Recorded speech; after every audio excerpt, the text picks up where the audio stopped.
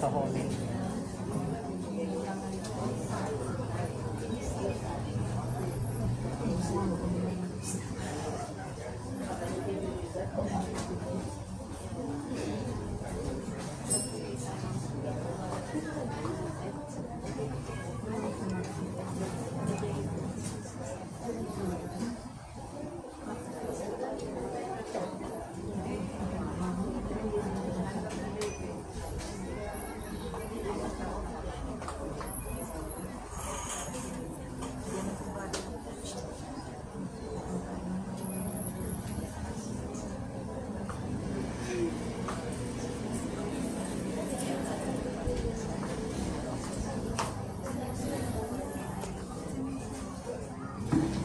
Let us all rise and glorify the Lord by singing the entrance.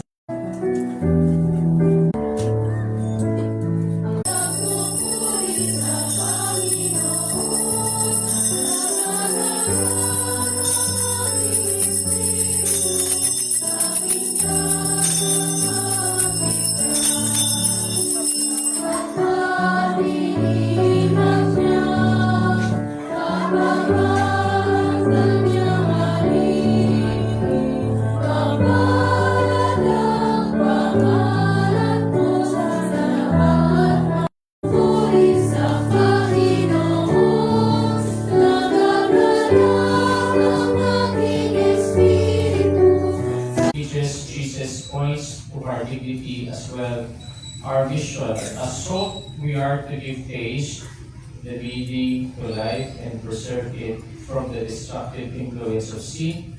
As light, we have to reflect God's greatness and truth to others.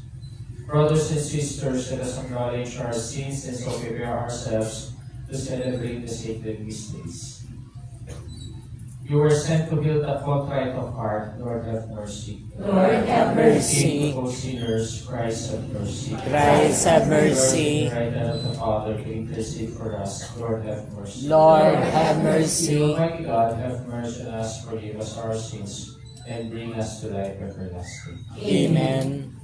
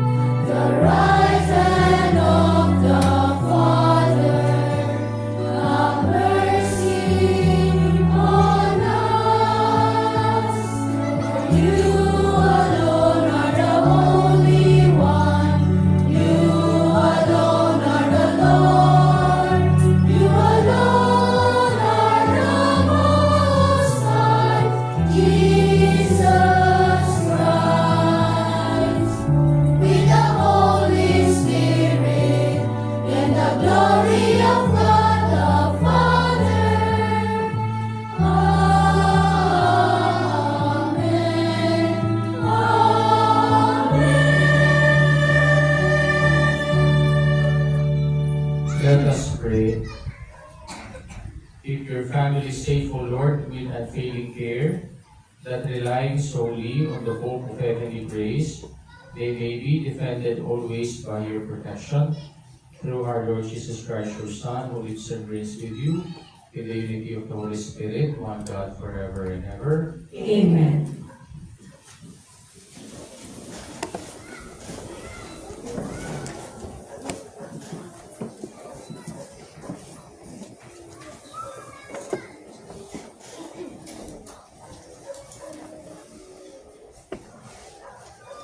A reading from the book of prophet Isaiah.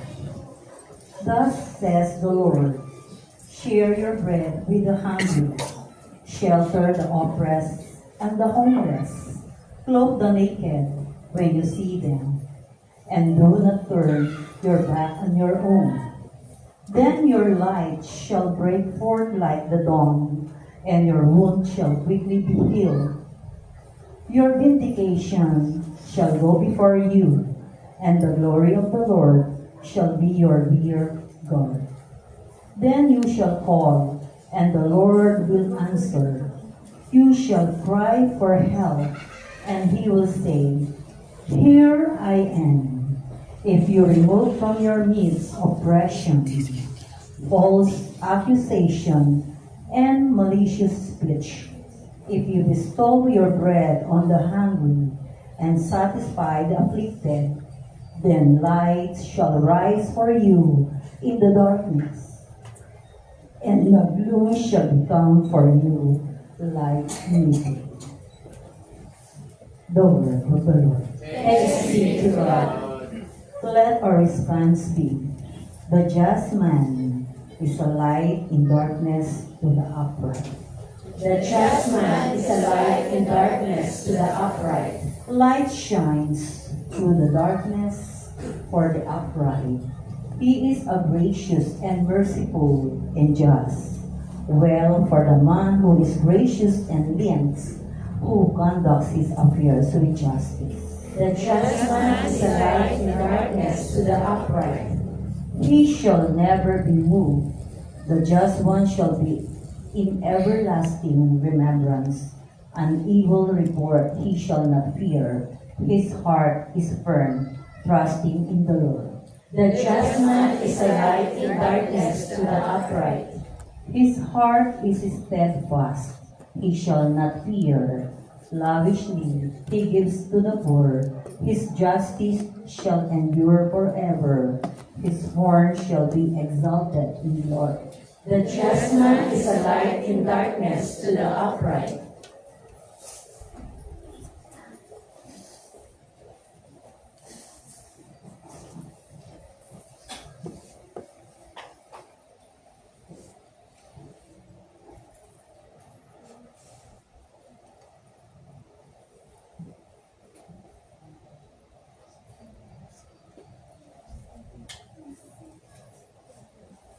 A reading from the first letter of St. Paul to the Corinthians.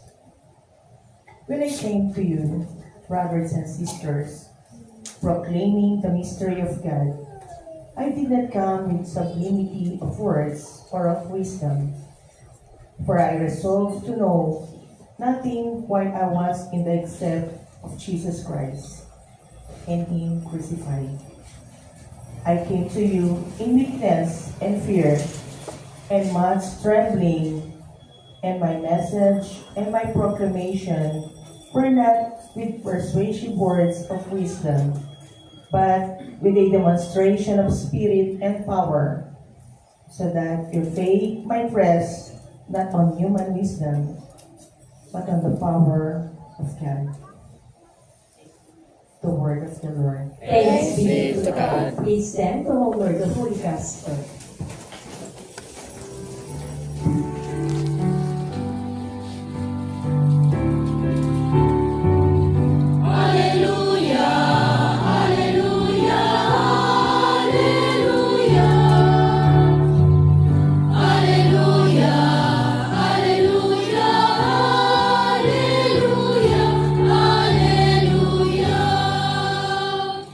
Altogether, I am the light of the world, says the Lord. Whoever follows me will have the light of life.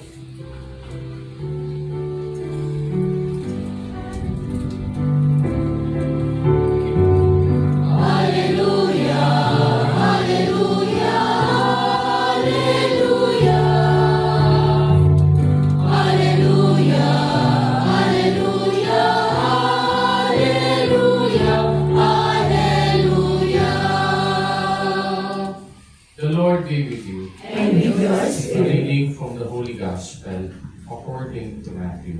Glory to you, O Lord. Jesus said to his disciples, "You are the salt of the earth, but if the salt loses its taste, with what can it be seasoned? It is no longer good for anything but to be thrown out and trampled underfoot. You are the light of the world. A city set on a mountain cannot be hidden. Nor do they light a lamp and then put it under a bushel basket. It is set on a lampstand, for it gives light to all in the house. Just so your light might shine before others, that they may see your good deeds and glorify your heavenly Father." The Gospel of our salvation. Praise to you, Lord Jesus Christ. Magandang gabi, magandang hapon po sa inyo lahat.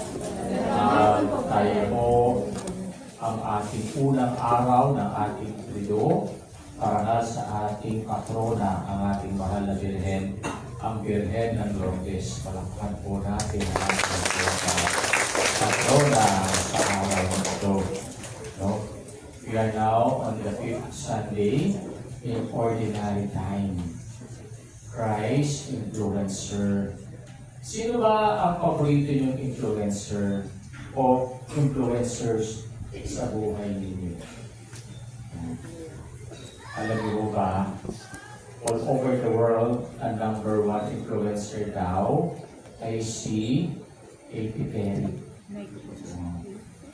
Having 377 million of followers, no, across her social media platform. At ano ito, yung kanyang Twitter, yung kanyang Facebook, o kaya yung kanyang Instagram. Marami, no? Compare it to Pope Leo XIV, only 10 million. Sa Pilipinas daw, ang number one media influencer ay si Ivana Alawi. Hindi ba kilala niyo si Ivana Alawi? Mga po hindi ko kilala si Ivana Alawi. Yung mahilig sa showbiz dito. Kaya po siya daw ang number one social media influencer sa Pilipinas. And of course, si Vice Ganda. In terms of entertainment, ang dami niyang followers. At hindi lang siya, sa pagiging socialite at sa lifestyle, Sismo Laude. Siya daw ang media influencer na known sa Pilipinas. Kaya po, ano ibig sabihin ng salitang influencer? Influencer is a person can shape people's choices and values by means of their social media contents. Kaya interesting po sa kanila, no, kahit manood ka lang ng kanilang mga reels, manood ka lang ng kanilang YouTube, o kaya manood ka lang ng kanilang contents, kahit ito po ay less than 1 minute, ang daming influensya na ang napaparating nila sa atin. Hindi lang influensya kung paano tayo pakikita yung ating mukha, kung gaano gaganda yung ating katawan, pati yung ating mga isipan, ino-influensyaan ng mga yon. At even yung mga choices natin sa buhay and even our decisions. Ganun po ka-powerful ang mga social media influencers. Bakit? Sa gospel natin ngayon, ang ating Panginoon, mayroon po siyang, ang ating gospel ngayon ay continuation ng ating gospel last Sunday. Naalala pa ba ninyo yung gospel natin last Sunday kung nagsimba kayo? Hindi nyo naalala. It's all about the Sermon on the Mount. Itong tinatawag natin Beatitudes. No? At itong mga Beatitudes na ito yung mga prinsipyo natin sa buhay. At itong mga prinsipyo natin sa buhay na ito, dapat natin itong isabuhay sa paanong paraan. Our Lord Jesus Christ gave us these two images, the image of the salt and the image of the light. Bakit kung dalawang images na ito? Oh, why salt? Yung pong asin, ito'y napaka-ordinary lang, di ba? Actually, ordinary condiment lang po ito na nakikita natin sa ating mga kusina. Minsan ito, hindi man natin ito napapansin. Pero ang dami po palang usage nito. O, ginagamit natin ito as preservative. Kaya po, kung gusto niyo ma-prolong yung shelf life ng pagkain ninyo, o gagamit kayo ng asin. Kaya po yung mga daing-daing natin yan, yung mga dry fish natin yan, punong-puno ng asin yan. At hindi lang to. Ito din ay antiseptic.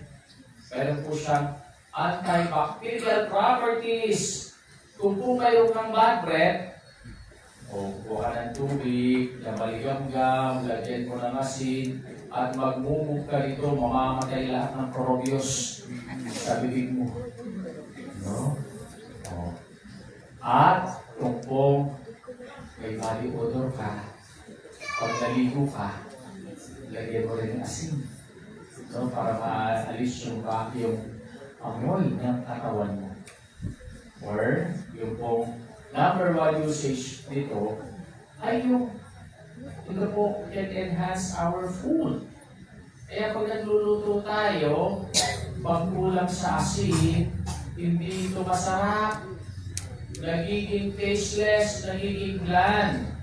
Kaya napaka-importante pala ng asin. Di ba? Alam niyo, during the time of Jesus, ang sweldo ng mga military ay asin. Kaya po, yung root word ng salitang salary ay galing sa salitang Latin, salarium, coming from the word sal. No? Kaya meron tayong pandesal, di ba? At ibig sabihin ng pandesal, tinapay na may asin. Sal, which means salt. No? Kayo ba gusto niyo magsweldo ng asin? Baka pag-uwi niyo sa bahay, sabihin ng asawa mo, o sige, mag-deal ka na lang ng asin. Baka galing yung salita niya, no? O, kasi yung sweldo before, ito yung salarium. Pangalawa, ginamit niya na image, the light. O, yung ilaw, napaka-ordinary lang ng ilaw eh. Minsan hindi mo man ito napapansin. Kayo ba napapansin nyo yung ilaw dito sa ating hall na ito? No? Parang ordinary lang. Pag nagsimba ka, may ilaw. O kaya paglabas mo may ilaw. Pero nagiging essential ito paggabi. Nakikita natin yung importance ng ilaw paggabi. Diba? Kaya po yung sinasabi sa atin ng ating Panginoon, you are the light of the world. At ibig sabihin ng Panginoon dito, hindi lang po yung to contrast the darkness, kundi this light can shine. This light can be seen. No? O kaya, no? This light, no? Can be available. Kaya po, ang sabi ng Panginoon sa gospel natin, wala naman daw nagsisindi ng ilaw at pagkatapos ito ay tatakpan lang. Diba? Nagsindi ka ng ilaw, tatakpan lang. That is useless. O, hindi. Anong sabi ng ating Panginoon? You should put it, no, at the top of a lampstand that people can see that light. No? Kaya po, tayo din. Ganun din yung ilaw. We can illumine our surroundings, no? Especially when we work at night. O kaya, when we walk on darkness, or even security. No? Pag may masamang loob na gusto, o gawan ka ng kasamaan. Kaya tingnan natin, ito yung usage ng light. No? At ano ibig sabihin ng Panginoon natin dito? You are the salt of the earth. You are the light of the world. Be influencer. Not only social media influencer, but even Christ influencer. Kayo ba ay Christ influencer ba kayo? At paano daw tayo magiging Christ influencer? Kung pinakinggan natin mabuti yung mga readings natin. Napakaganda ng mga readings po natin ngayon. At mayroon po akong 3 W's for you to become a Christ influencer. And what are these 3 W's? Words. Word. Witnessing. No? First, we can influence the world by means of our words. No? Ano yung mga words natin ito? Good words. Mabuting salita. Kasi may mga masamang salita, no? Na nakakasira. Especially yung mahilig sa chismis. Laging hinahanap ay ang kasiraan ng iba by means of these bad words. Influence the world by means of good words. Naalala ko po, nung nakasign pa ako sa seminary, mayroon kami isang seminarista na napakatalino at ang dami niya mga potential sa buhay. Kaya lang, pinalabas po namin itong seminaristang ito. Pinalabas namin hindi po yung masama siyang seminarista, kundi siya ay isang seminaristang pamahal. Hindi niya ginagamit yung kanyang full potentials kanyang pag-aaral. One time, nagkita kami ulit itong seminarista nito dahil nag-attend kami sa ordinasyon ng isa sa kanyang mga klase. At lumapit siya sa akin. Actually, natakot po ako. Baka puntalin niya ako kasi hindi siya naging pare.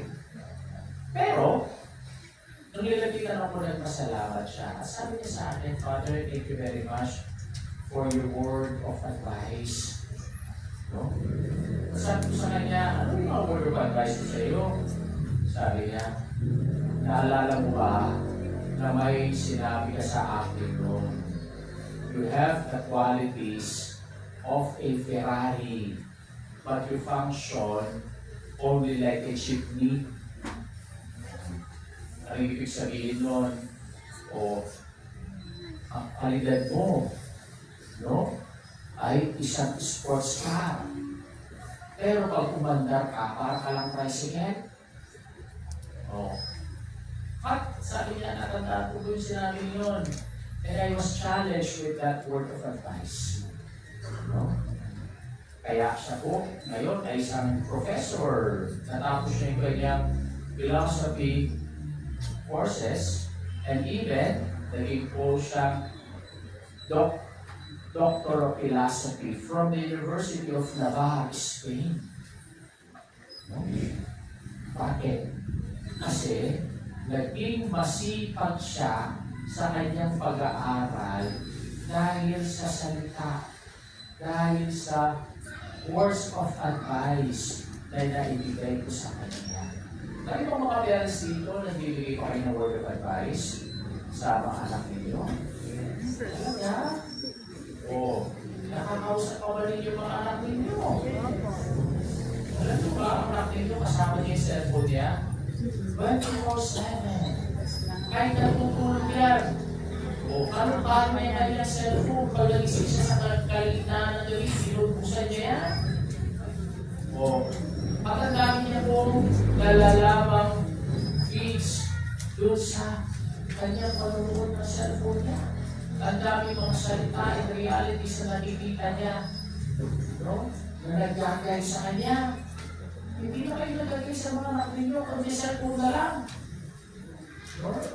Influence the world with good words. Second, influence. Ito yung sinabi ng ating second reading. St. Paul, ano sinabi niya? I myself came weak, fearful, trembling. My words and preachings were not brilliant and clever to win listeners. My words are not human power, but God's power. Second, influence the world by means of our word. Kaya po yung ating ginagawa, no, can have a impact to others that can influence them. No? Kaya be careful din pag sa ating mga ginagawa, no, kung ito ba ay mabuti o hindi. No? Si Mother Teresa daw, one time, siya po ay nakapag-convert ng more than 500 Hindus in one day. Tinatanong siya, paano ba marakundan itong mga Hindus na ito? O, tinuruan mo ba sila ng catechism? O, nagpasa ka ba ng Bible sa kanila? O, nangaral ka ba sa kanila?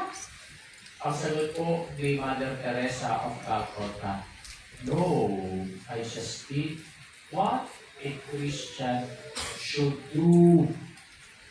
Ginawa ko lang yung dapat gawin ng isang Kristiyano. Nung nakita ko yung isang taong may sakit sa kalit na mamatay, ginawa ko, dinala ko sa aking kumbento. Pinakain ko, lininis ko, o ginamot ko hanggang siya ay gumaling. Nung makita ito ng mga tao, tinanong nila ako, oh, why you need to do that for that person? And I answered them, because I am a Christian. Kristiyano ako, kaya ginawa ko yan. Kaya sabi ng mga tao, I also want to become a Christian. Pero muna kung gawin itong mga tao ito dahil sa kanyang gawa. Kaya ito yung sinabi sa atin na ating second reading Sabi sa atin ni Prophet Isaiah, share your bread to the hungry, shelter the oppressed and the homeless, clothe the naked when you see them, and do not turn your back on your own. No? These corporal works of mercy that can influence the world through the gospel values of Christ. And third, influence the world by means of our witnessing. Ano ibig sabihin ng witnessing? Okay. By means of our good example. Nakapagpili pa ba tayo ng good example sa tao ngayon? Especially nowadays, no? In this reality of the moral decay of the world. Ang pinapalakpakan ngayon ay masama. Ang binibigyan ng pansin ngayon ay yung kasalanan. No? Kaya kung manood ka ngayon ng Facebook, sino ang maraming likes? Hindi ko bumili ko ito. Kasi hindi makikinig ang tao sa bumili ko. Oh. Pero, kung kabulangan ang content ng yung social media, mas marami kang likes, mas marami kang comments. Why don't we influence the world by means of our witnessing? Tatanong ko kayo ngayon. Sino pa po sa inyo ang nag-grace before meal in public?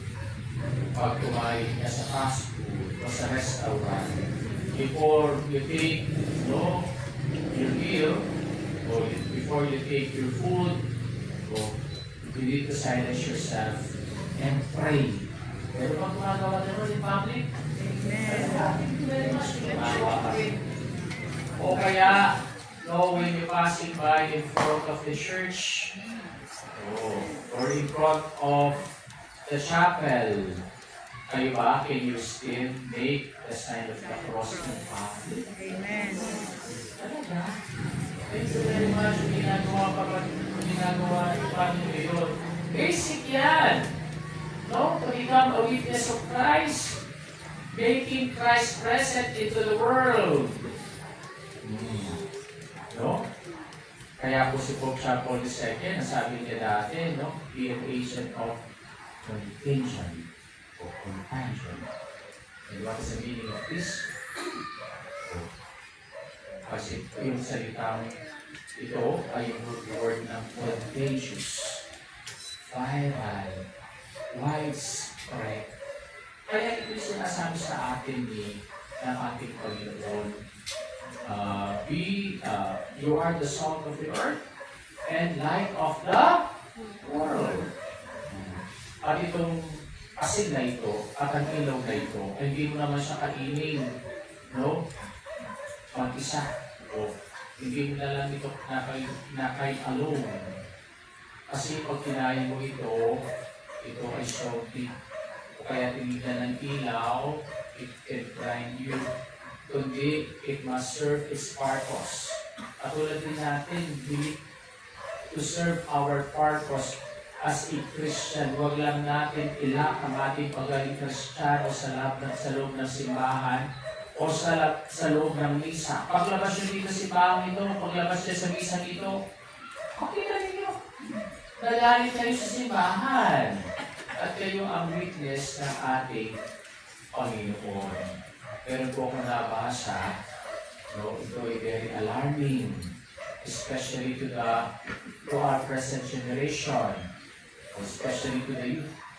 Alam niyo po ba, ang advisor ngayon ng mga kabataan ay hindi yung magulang, hindi na yung kanilang mga teachers, or even yung kanilang, or the person that they look up to. Alam mo kung sino ang advisor ng mga bata ngayon? Hindi tao at computer. With this artificial intelligence, alam niyo ba yung artificial intelligence? Magulang dito. Lahat ng tanong ng bata ngayon, tinatype lang yan sa kanyang cellphone o computer. At sasagutin siya ng gusto kung sana tama yung kanyang sagot. Ito pa yung, no? Alarming dun sa nabasa ko. Okay? Wala ka sasabihin. Gusto yung sabihin ko? Hindi po. May grenos ka. Yung mga bata mag-scandalize. Yan po gusto mo daw sisa. Ano? Videos na Krista. Pinula. Mga bata. Katakot, no? Kaya, kayo mga ulang. Be the advisor of the children. Not the computer. Not the AI. No? Kasi this is the relationship. That is why be an influencer. Not a teacher, social media Christ, but an influencer of Christ by being salt of the world and salt of the earth and light of the world. By this of our words, by this of our work, by this of our witnessing, be Christ influencer. Let us all rise. Let us now profess our faith together. I Believe in one God, the Father Almighty, maker of heaven and earth, and all visible and invisible.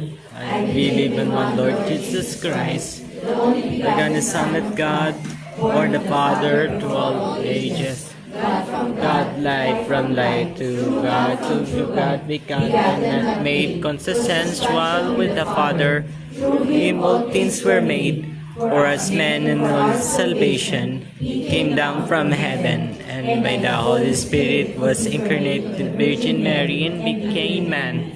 For our sake, ours crucified under Pontius Pilate, he suffered death and was buried, and rose again in the third day in accordance with the Scriptures. He ascended into heaven, and is seated at the right hand of the Father. He will come again to glory to judge the living and dead, and his kingdom will have no end. I believe in the Holy Spirit, the Lord, the giver of life, who proceeds from the Father and the Son, who with the Father and the Son is Lord and glorified, who has spoken to the prophets. I believe in one holy Catholic and Apostolic Church. I confess one baptism for the forgiveness of sins, and I look forward to the resurrection of the dead and the life of the world to come. Amen. Brethren, today we are called by the Lord to be salt of the earth and light of the world. Let us ask for the grace to live up to this dignity and mission so as to lead others to glorify God. With confidence we pray. Lord, be our strength and our light. All together, Lord, be our strength and our light. For the Church, may the Lord fill Pope Leo, bishops, priests, deacons, and those who serve in the Church with the light and consolation as they guide the faithful in the way of truth and holiness. We pray. Lord, be our strength and our light. For all who serve in the government and may shun dishonesty, corruption, and self-interest, so that integrity, truth, and justice may prevail in their service of their countrymen, we pray. Lord, be our strength and our light. For those living in the darkness of sin, hopelessness, and unhappiness, may the Lord enlighten their minds and hearts, that they may have recourse to Him and find new meaning, love, and happiness in life, we pray. Lord, be our strength and our light. For all of us gathered here, may we be active in words of love and mercy, that our light may break forth like the dawn, and our spiritual wounds quickly healed, we pray. Lord, be our strength and our light. For our departed loved ones, may eternal light shine upon them. In the Father's kingdom, we pray. Lord, be our strength and our light. Let us pray for the urgent concerns of our community and for our personal intentions. we pray. Lord, be our strength and our light. Guide us by your light, O Father, that we may also shine your light to all people and the whole of creation. We ask this through Christ our Lord. Amen. Amen.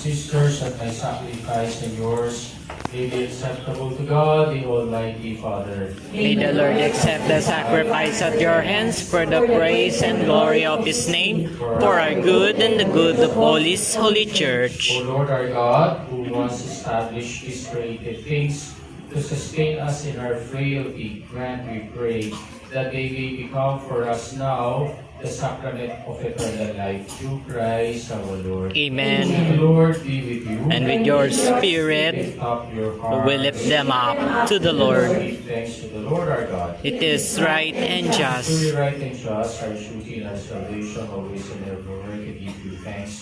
Lord, Holy Father, Almighty and eternal God, for when your children were scattered apart by sin, through the blood of your Son and the power of the Holy Spirit, you gathered them again to yourself, that a people formed as one by the unity of the Trinity, made the body of Christ the temple of the Holy Spirit, might to the praise of your manifold wisdom be manifest as a church. And so, with the company, with the choirs of angels, we praise you, and with joy we acclaim.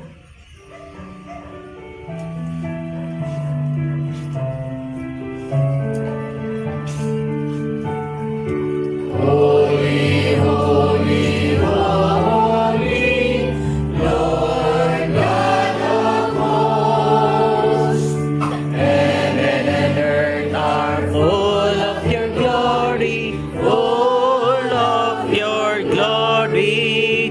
Hosanna in the highest, Hosanna in the highest. Blessed is he who comes in the name of the Lord. Hosanna in the highest, Hosanna in the highest, Hosanna in the highest, Hosanna in the highest.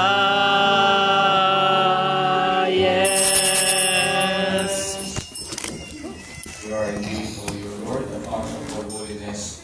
Make holy, therefore, these gifts, we pray, by sending down your Spirit upon them like the dewfall, so that they may become for us the body and blood of our Lord Jesus Christ, at whose command we celebrate this Eucharist. On the night he was betrayed and entered willingly into his passion. He took bread, giving thanks, broke it, gave it to his disciples, saying, "Take this, all of you, and eat of it, for this is my body, which will be given up for you."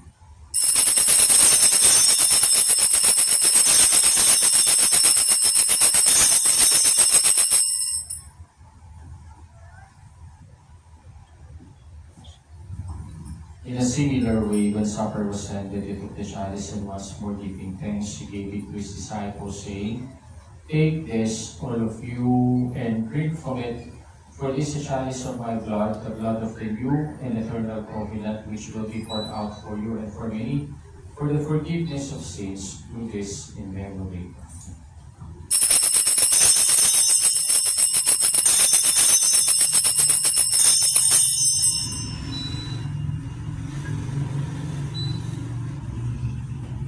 The mystery of faith.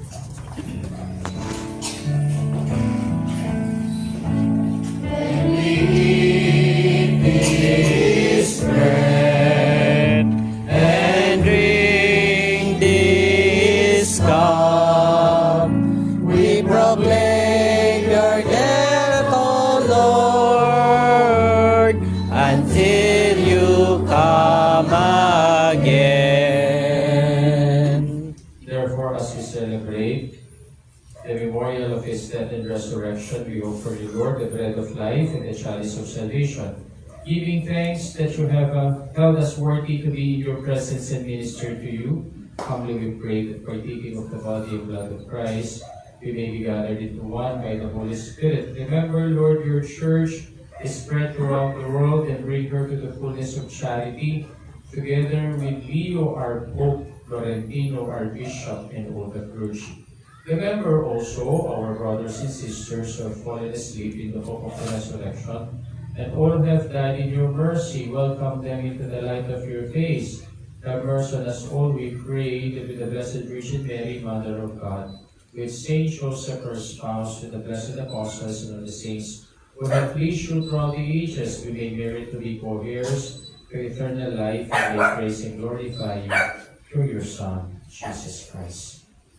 Through him, with him, and in him, O God, Almighty Father, in the unity of the Holy Spirit, all glory and honor is yours forever and ever. Amen.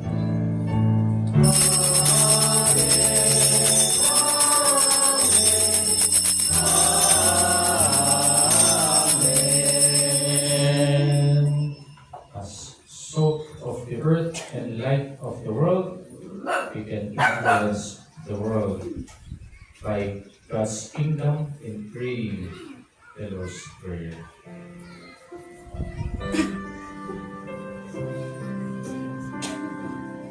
Our Father, who art in heaven,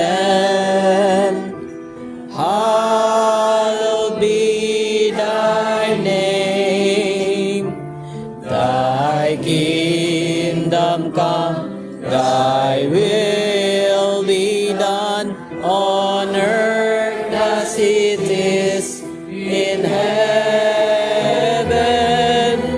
Give us this day our daily bread, and forgive us our trespasses, as we forgive those who trespass against us. And lead us not into temptation, but deliver us from evil.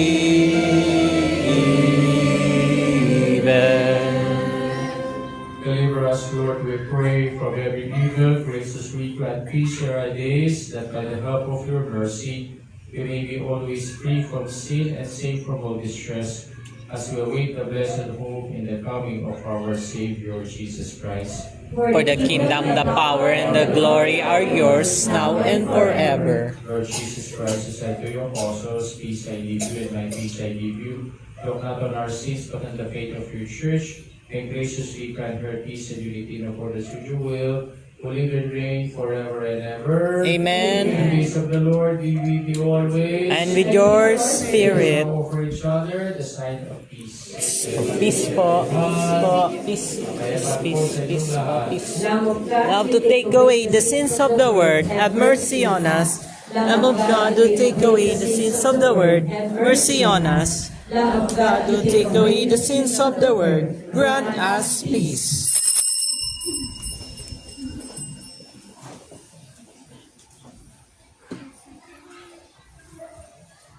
Behold the Lamb of God, behold him who takes away the sins of the world. Blessed are those who go to the supper of the Lamb. Lord, I'm not worthy that you should enter under my roof. My only say the word, and my soul shall be healed. Amen.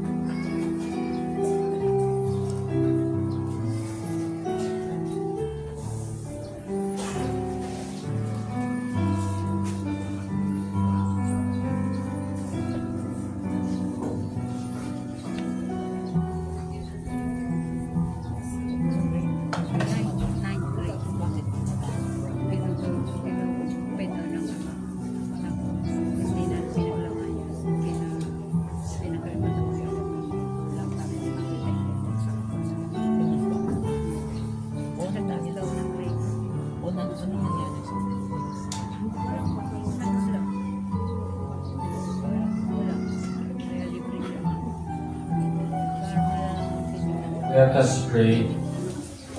O God, who have willed that we be partakers in one bread and one chalice, grant us, we pray, so to live that made one in Christ, we may joyfully bear fruit for the salvation of the world through Christ our Lord. Amen. Yung ating Ash Wednesday po ay sa February 18. At humingi po kami sa inyo na ituloy na ninyo yung inyong old blessed funds na ginamit natin noong Palm Sunday last year para magamit po natin ito sa pag-imposition of ashes during that day. So, kaya po, sana dalhin nyo ito next Sunday. At ilisin po ninyo, alisin nyo yung mga ribbons, yung mga papers, or even po yung staple wires na naka-attach po dito sa inyong mga old blessed fonts. And this coming Thursday, after your feast day, meron po tayong Mass for the Sick. No? Yung po may sakit, na gusto niyong dalhin sa simbahan, yung pong pagdala doon 3 p.m. at yung misa natin at 4 p.m. And then, sa Friday, meron po tayong advanced celebration of Valentine's Day. Ayun. Yung ano natin, yung pong gustong sumali, no? Meron po tayong registration fee of 50 at may mga raffle po tayo. No? At meron din po yung bumili sa inyo ng tickets para sa ating Pink for the Cause. No? Bukol na mamaya. Yes po. Ibibigay na yung mga cakes this coming Friday sa February 13 sa ating Valentine's Day celebration. The Lord be with you. And with your spirit. Mighty God bless you all. The Father, the Son, and the Holy Spirit. Amen.